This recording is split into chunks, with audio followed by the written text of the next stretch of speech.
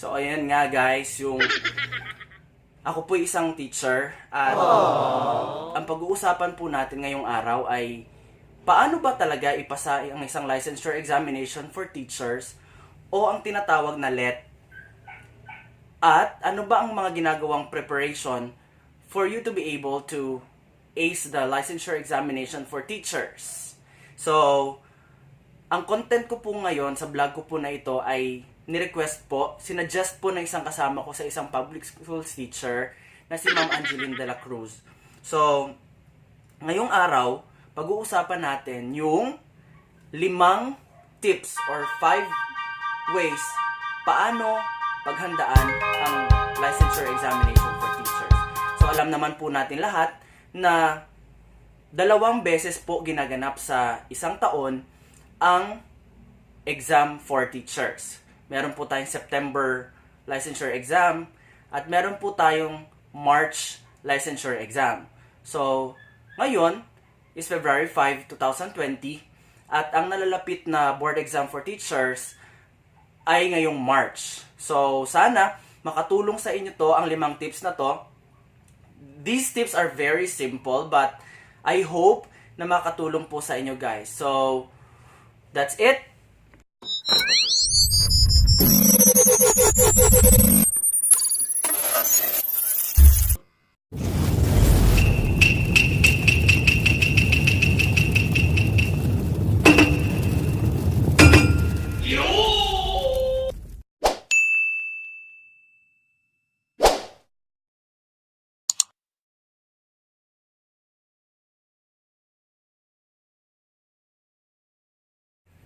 So, without further ado, here are the 5 tips in passing the licensure examination or in preparing yourselves for the licensure examination for teachers. So, the first tip, the tip number 1 is review. Lahat naman po tayo guys ay kailangan po natin talaga ng review or kahit papano nakapagbasa tayo kahit papano bago tayo pumunta sa ating testing center. So, katulad ko guys, I took the licensure examination for teachers last January 2014 and with a humble heart and with a humble spirit, I passed the licensure examination for teachers. Kahit po na nagtatrabaho po ako sa isang call center before. So, I took the licensure examination for teachers. Nag-review po ako kahit hindi po ako nag-review center during that time. Pero, nagbasa-basa po ako kasi there are different review materials na nasa Google po and pwede nyo pong tingnan yung mga different subjects na gusto nyo pong basahin, just like the professional subject, the prof ed or what we call the prof ed, yung major mo if you are a secondary school teacher or if you are a secondary education graduate, and at ang lahat po ng teachers magti-take din ng general education. So, pinaka-importante din sa lahat guys na kailangan mag-review din tayo, magbasa-basa po tayo kahit konti lang. We need to spend time na magbasa kasi malay po natin yung lalabas na item nadaanan po ng mga mata natin or somehow na review natin. So, at least kahit papano meron po tayong maisasagot. So, don't forget to review guys. Review guys. So, that's it. That's our tip number 1. Our tip number 2 is make a timetable.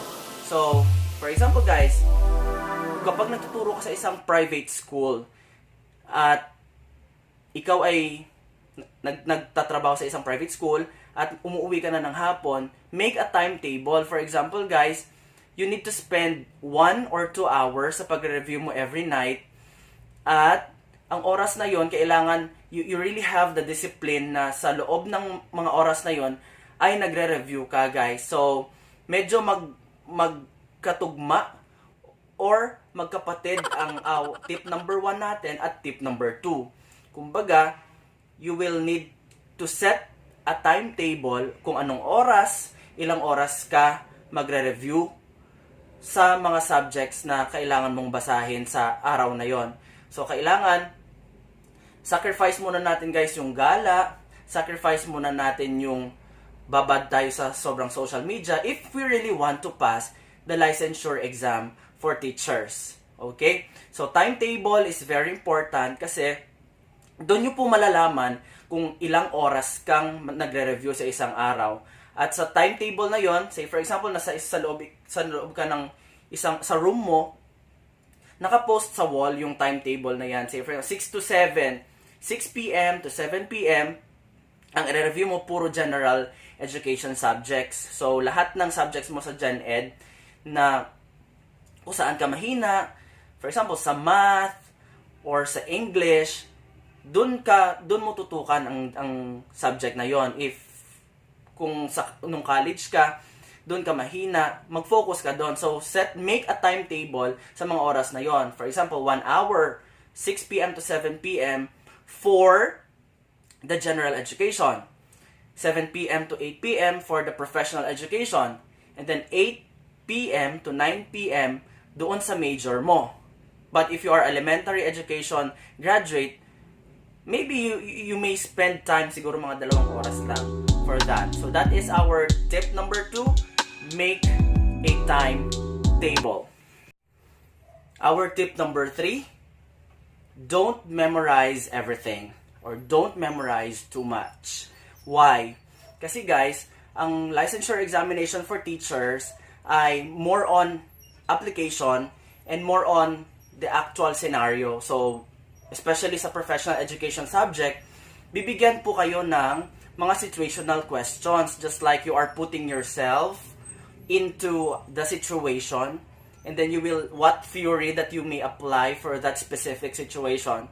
So, you don't need to memorize everything, guys, kasi hindi naman lahat ng questions are knowledge, or what we call, it requires only it's somewhat the identification, okay? But you really need to analyze the situation kasi kailangan you understand the question, you analyze the question kasi tinitest din dito, guys, yung comprehension mo of the questions and the analysis of the questions. Alright? So for the comprehension, guys, sa question, this is just another, siguro, maybe another tip. When you read questions on the test paper, maybe you may use context clues for that kasi sometimes there are clues for you to be able to arrive to that specific answer. All right? So don't memorize everything on the reviewer. So that's our tip. For our tip number 4, you need to do practice test. So lahat naman, guys, kahit paulit-ulit mong gawin, meron kang makukuhang strategy on how to arrive to a specific answer. Kailangan lang natin ng mag-practice. The purpose of going to a review center is that for you to be able to practice how to eliminate, all right, the process of elimination, and then how to really select the nearest answer to the question. So, kailangan lang, guys, you need to read a lot and you need to download different review materials from the internet kasi there are review materials na pwede mong pagpraktisan. So, ang tinuturo sa pagpapractice sa test is that the process of elimination kasi multiple choice type of test ang licensure exam for teachers. So, kaya ka nagre-review, kaya ka nag-make ng timetable for you to be able to practice how to answer the questions. Kasi nga, minsan, maalala natin yung item na nadaanan natin at nabasa na po natin. So, that's it for the tip number 4. Ayun, so we're down to the last tip, which is the tip number 5. Guys, ang apat na tips na binigay ko earlier, wala ang apat na yon kung wala ang pang-5 tip. This is the very important tip na kailangan nyong i-practice, i-prepare ang sarili ninyo. Kasi, ang apat na yon are focused more on our mental capacity or our mental skill. Ang pang-5 is very important na hindi natin pwedeng tanggalin, na hindi natin pwedeng hindi isama, kasi this is very important. The fifth tip is pray or prayers. Okay?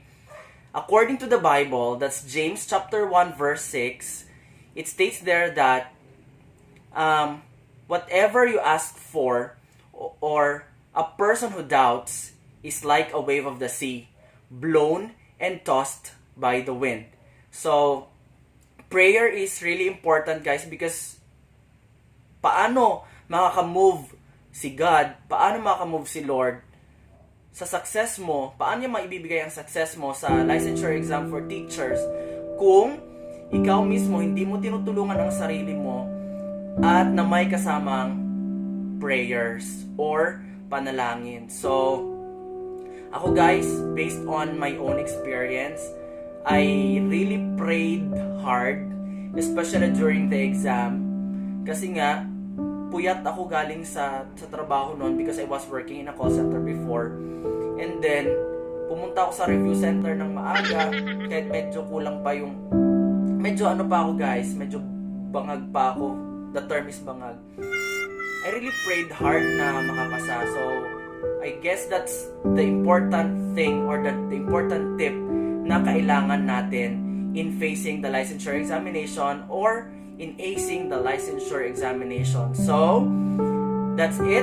Ang 5 tips natin ay, number 1 is, you need to review. Number 2, make a timetable. Number 3, do not memorize too much.